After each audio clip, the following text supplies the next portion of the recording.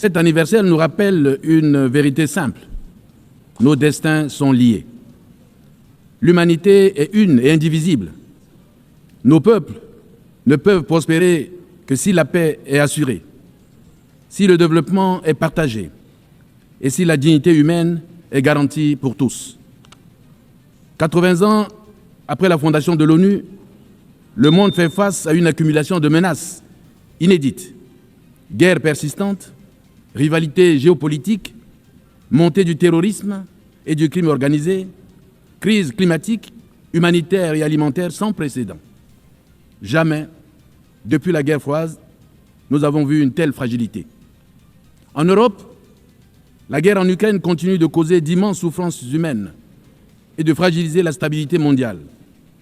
Au Moyen-Orient, les violences persistantes entre Israël et la Palestine plongent des générations entières dans la douleur et compromettent les espoirs de coexistence pacifique. En Afrique, les crises au Soudan, à l'est de la République démocratique du Congo, au Sahel et dans la Corne de l'Afrique rappellent la fragilité des équilibres et l'urgence d'un soutien accru à la prévention et à la résolution pacifique des différends. Face à ces situations dramatiques, la République centrafricaine propose le renforcement des mécanismes de la diplomatie préventive de l'ONU en créant un fonds mondial de prévention des conflits, alimenté par les grandes puissances et géré de façon transparente.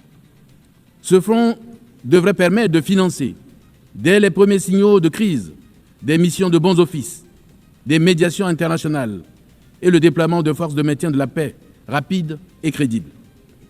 De même, il nous faut systématiser la création de coalitions régionales de médiateurs capables d'agir en complément des Nations Unies pour éviter que les différends locaux ne se transforment en guerre ouverte. Madame la Présidente, si nous voulons mesurer la gravité du moment, regardons particulièrement l'Afrique. En 2025, plus de 40% des conflits armés dans le monde se déroulent sur ce continent. Le Sahel seul concentre des milliers de victimes chaque année et des millions de déplacés. Un seul chiffre suffit à résumer l'urgence. Dans certaines régions africaines, un enfant sur deux vit dans une zone touchée par un conflit. Comment parler d'avenir lorsque la moitié d'une génération est menacée par la guerre? Pour la République centrafricaine, nous savons que notre stabilité conditionne celle de toute l'Afrique centrale. Nous savons aussi que la paix n'est jamais acquise, mais toujours à construire avec patience et solidarité. Pour mitiger les effets néfastes du changement climatique, nous appelons à un mécanisme africain intégré de sécurité alimentaire et climatique, soutenu par l'ONU, pour réduire le lien entre rareté des ressources et conflits. Nous demandons un financement structurel et pérenne des opérations de paix en Afrique, reposant sur des contributions obligatoires et non sur le volontariat. Nous affirmons que la paix doit être inclusive, en garantissant la participation des femmes et des jeunes. Sans sécurité, il n'y a ni prospérité, ni droits humains effectifs. Face aux conflits et aux crises humanitaires qui ont mis à rude épreuve notre monde, nous devons collectivement rappeler la force normative de la Charte des Nations Unies. Ce texte fondateur qui, en 1945, portait l'espérance d'un monde libéré du fléau de la guerre. Mais aujourd'hui, 80 ans plus tard, la question se pose. L'ONU est-elle encore capable de remplir cette mission? La multiplication des conflits, la fragmentation du monde en blocs antagonistes, l'usage abusif du droit de veto et la paralysie du Conseil de sécurité nous donnent l'impression d'une organisation à bout de souffle. Pourtant, ce n'est pas l'ONU qui est fatiguée. Ce sont les États membres qui, en manquant de volonté politique, bloquent son action. Oui, Madame la Présidente, l'ONU peut encore peser dans le concert des nations, mais à une condition, que nous, ses membres, choisissons le consensus plutôt que la division, l'unité plutôt que le blocage. Je salue et j'encourage les efforts constants de la communauté internationale pour favoriser les issues pacifiques aux différents conflits. Car chaque jour qui passe prolonge l'agonie d'innocents et fragilise la paix mondiale. En Afrique, notamment au Soudan, les conflits irrésolus déchirent un peuple frère et risquent de transformer notre continent en une mosaïque d'États confettis, incapables d'assurer la stabilité ni de répondre aux besoins de leurs concitoyens. Cette perspective est inacceptable. L'Afrique appelle à une mobilisation urgente, non pas pour militariser davantage nos territoires, mais pour investir dans la paix, la médiation et le dialogue inclusif. C'est pourquoi mon pays soutient la déclaration du Quad initiée par l'Égypte, l'Arabie saoudite, les Émirats arabes unis et les États-Unis d'Amérique concernant le rétablissement de la paix et de la sécurité au Soudan. Dans mon propre pays, la République centrafricaine, nous avons choisi cette voie du dialogue. La politique de la main tendue a permis, à travers la réconciliation et la confiance restaurée, l'autodissolution de la quasi-totalité des groupes armés. Ce choix n'a pas été le plus facile. Il aurait été plus simple de céder à la logique des armes, mais nous avons préféré l'audace du pardon, la patience du dialogue et la force du consensus. Notre expérience montre qu'il est possible de substituer au cycle de la haine une dynamique de paix durable. La République centrafricaine, jadis considérée comme un théâtre de violence, est aujourd'hui un exemple qu'il est possible de tendre la main et d'obtenir en retour non pas la guerre, mais la paix. Grâce à la paix retrouvée, nous préparons aujourd'hui en toute sérénité les élections générales de décembre 2025 que nous voulons démocratiques, inclusives et transparentes pour consolider l'ancrage démocratique du pays amorcé depuis 2016. Nous proposons que ce modèle soit étudié et renforcé comme bonne pratique africaine dans le cadre des Nations Unies et de l'Union africaine. Cette bonne pratique exige des actes politiques courageux. Réformer l'ONU, réformer l'architecture financière mondiale, créer un fonds mondial de prévention, renforcer le rôle des organisations régionales, mobiliser les grandes puissances, non pas pour diviser, mais pour nous unir.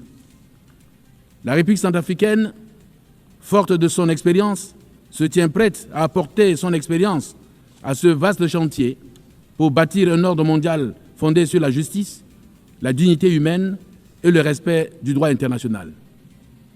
Mais la paix ne peut suffire sans le développement. Le programme de développement durable à l'horizon 2030 reste notre cap commun. Nous travaillons à réduire la pauvreté, à renforcer la sécurité alimentaire, à promouvoir l'éducation et la santé comme levier de dignité, à engager des réformes pour une croissance inclusive, créatrice d'emplois et respectueuse de l'environnement. La République centrafricaine vient aujourd'hui affirmer une conviction simple. Le développement durable et la coopération internationale sont les clés de la paix mondiale. Dans un monde où les crises s'enchaînent et s'entrelacent, aucun pays ne peut relever seul les défis du siècle. Nous avons besoin d'une solidarité active.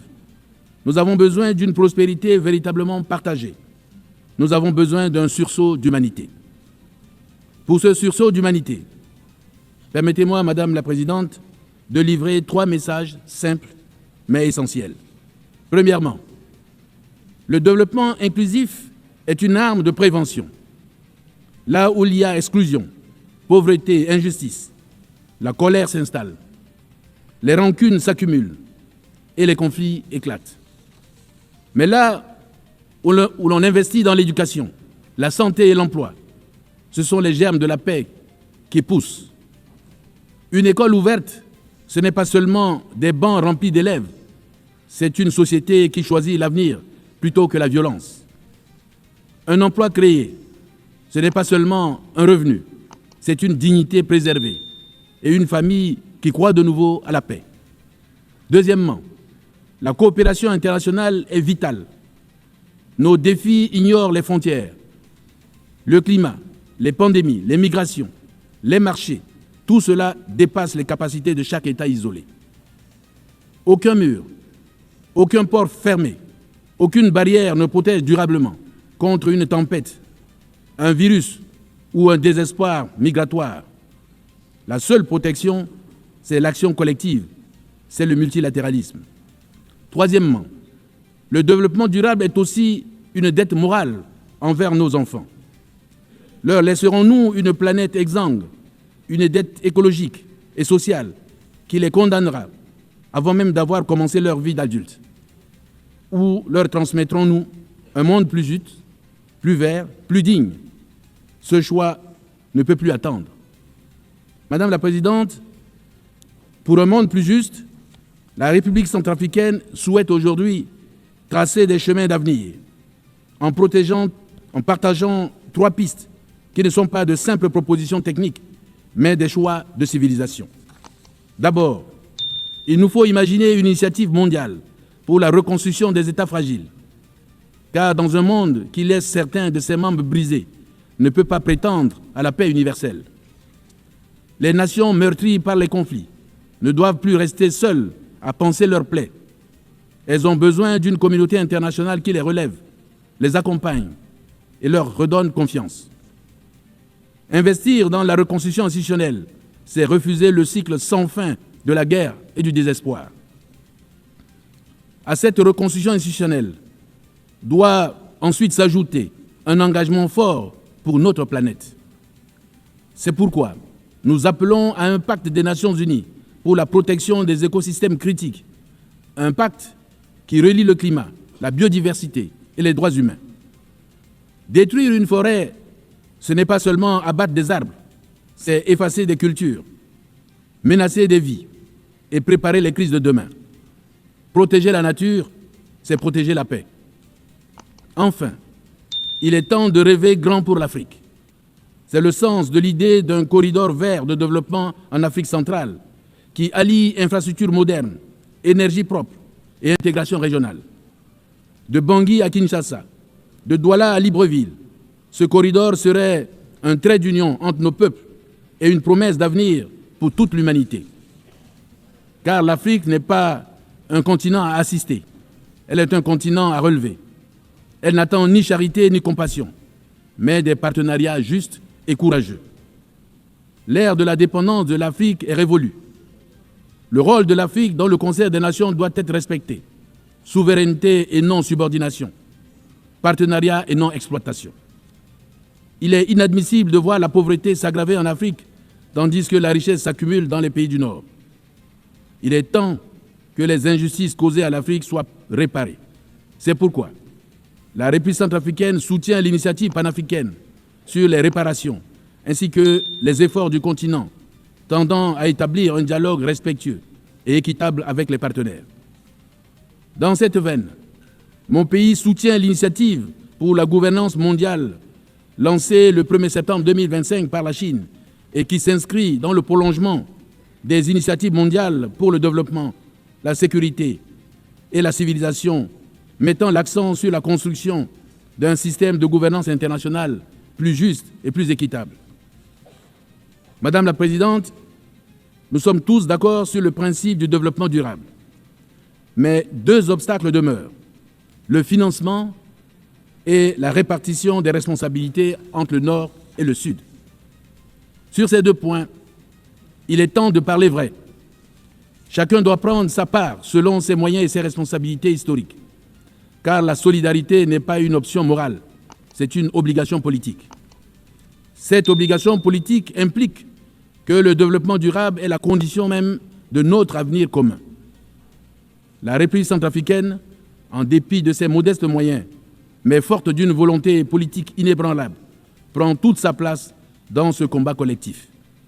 Nous savons que nous sommes vulnérables, mais nous savons aussi que notre vulnérabilité nous donne une voix unique, celle qui rappelle au monde que la paix, la justice et la solidarité ne sont pas des promesses lointaines, mais des choix urgents, ici et maintenant.